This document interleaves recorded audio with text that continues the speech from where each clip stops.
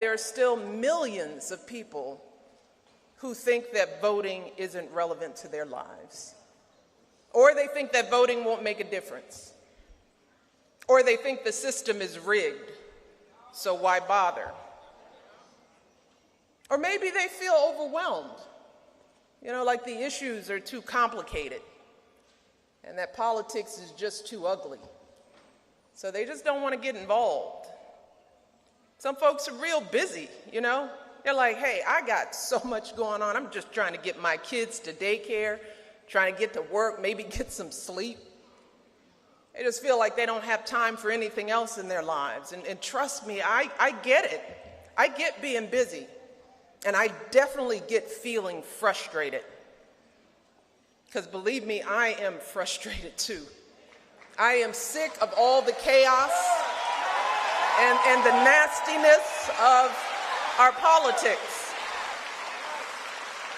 It's exhausting. And frankly, it's depressing. So I understand wanting to shut it all out and just go on and just try to live your life, take care of your family in peace. But here's the problem. While some folks are frustrated and tuned out and staying home on election day, trust me, other folks are showing up. Democracy continues with or without you. They're voting in every election, from city council to governor to president, because the folks who are voting know the impact that the leaders that they pick can have on every single part of our lives. Those sheriffs that we elect, they decide how our streets are policed. The school board members we vote on, they determine how our kids' schools are run. The mayors we send to City Hall, they can fix those crumbling roads in the public transportation system, or not. The folks who represent us in Congress pass laws on everything from job creation to whether we go to war. And those are just the candidates on the ballot. This November, across America, there are also what are known as ballot initiatives on everything from supporting housing for veterans, whether we promote renewable energy, to improving facilities for our senior citizens. Those things are on the ballot. And the people who show up to the polls this November will decide what happens on every single one of those issues. So really, when you think about it, not voting is like letting your grandma pick your clothes out. Now, no offense to grandma. My mom is with me today. And we love grandma. I love when grandma comes to visit. I love spending time with it. I love eating her pie, eating her chicken. But how many people here, especially those of you under 30, would let your grandma decide what you wear to the club? How many of you would drive the car that grandma chose for you to drive? Or live in an apartment with furniture that grandma picked out for you? All jokes aside, my point being, and I'm being funny, is that not many of you would want somebody who's not you, doesn't live in the same space as you, doesn't see the world in the same way as you, even when they love you and you love them, you wouldn't let them do that for you. Because you know that grandma's choices for you are not the choices you make for yourself. What grandma thinks is good for you isn't necessarily what you think is good for you, with all the love in the world. And you certainly wouldn't go to some random stranger in the street somewhere, somebody who doesn't know anything about your life, someone who doesn't care about your community, doesn't understand it, doesn't know it, and ask that person to pick your doctor, or have that person figure out whether your daycare is safe or whether the water you're drinking is clean. You wouldn't expect somebody else to take care of your stuff. But when you don't vote, and that's the thing I don't understand, when you don't vote, that's exactly what you're doing. You're letting other people make some really key decisions about the life you're going to live, the place you're going to live, how it's going to work out for you. You're just saying, you do it. And you may not like what they decide. You might not like living with the consequences of other people's choices. But that's what happens when you stay home. You're essentially putting your future in the hands of others. And the truth is, that's exactly what some folks are hoping that you'll do. You know, they're hoping that you'll just let them make these important decisions for you. Just sit back, let me figure this out for you. There are people out there right now who are making it harder to vote.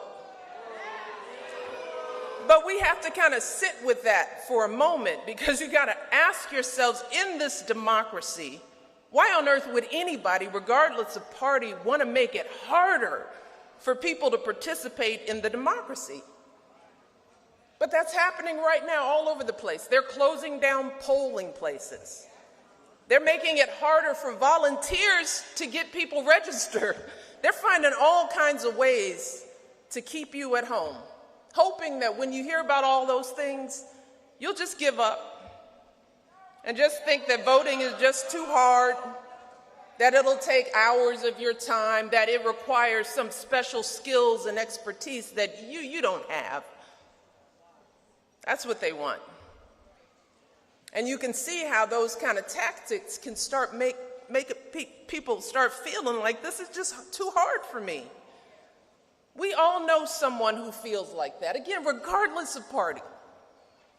We all know someone who thinks that way. An uncle, a neighbor, someone you grew up with. And that's why we're here today. Because we know that it's going to be up to folks like us who will come out on a Sunday for a rally like this to help those folks out, to help tell the truth about voting. And the truth is that registering to vote just isn't hard. It doesn't take long. It's just a few minutes. And once you're registered, in many states, including here in Nevada, you can vote by mail. I do that all the time.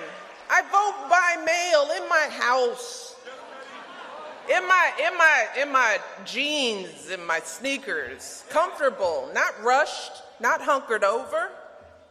Fill out the ballot at your kitchen table, and just drop it in the mail. And it works. It's just that easy. And voting in person can be just as fast. In fact, in 2016, the average length of time voters waited in line at a polling place was about 11 minutes.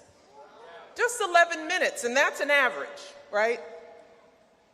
Some places it was even shorter than that. Just think about, you spend 11 minutes on your phone, watching videos on a given day. You spend 11 minutes choosing the Instagram filters to text your boo, right? So the thing we just have to tell ourselves, we have 11 minutes to do a lot of stuff. And if we have 11 minutes to do stuff that does nothing for our daily lives, then we've got 11 minutes to vote. And trust me, and here's something I just want to make sure people understand. Voting does not require any kind of special expertise.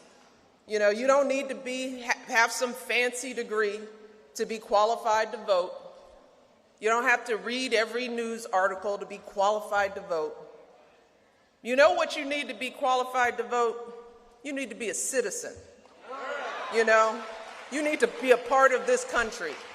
You need to have opinions about the issues in your community. That's what qualifies you to vote. Caring about your kids' future qualifies you to be a voter. Wanting a say in what happens in this country qualifies you to be a voter. So don't don't be intimidated. Don't let somebody intimidate you from being a part of this process. I've been voting since I was 18 years old. And trust me, I didn't know nothing about nothing at 18 years old, right? But what you do know is what you care about. For all the young people, you do know you have a voice.